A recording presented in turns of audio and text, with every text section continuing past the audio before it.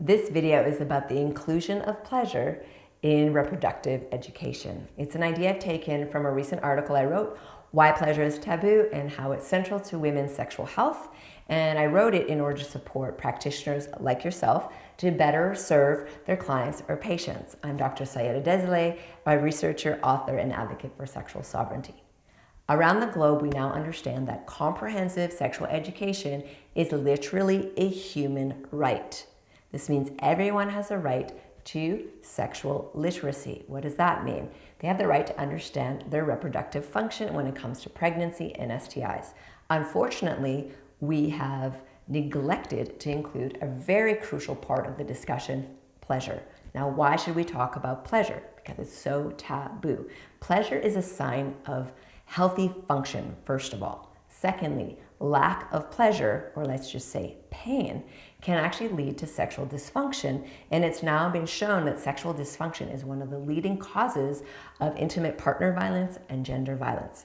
So if we want to eliminate violence, we need to teach pleasure in that basic foundational education. Another reason is pleasure allows the body to relax and properly function sexually. This means better fertility. This means better pair bonding between people, which creates more stable relations, which is great for the kids, communities, and society at large. So how do we do this? How do we include pleasure when it's so taboo and a lot of us are very uncomfortable with the topic? Well, pleasure can be taught in a very simple way, in a functional way. When the genitals engorge, this is a sign of healthy function with arousal. Arousal is required for the genitals to work well together. Now, if there's good engorgement, and a lot of times there isn't any in the female genitals, then we're going to have the result of pleasure. So how do we teach that?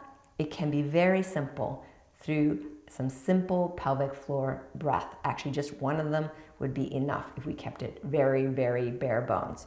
So not only understanding pregnancy, STIs, but understanding that the body is meant to engorge, the genitals that is. They're meant to feel pleasurable, and when the two bodies come together, it's meant to be pleasurable for both parties.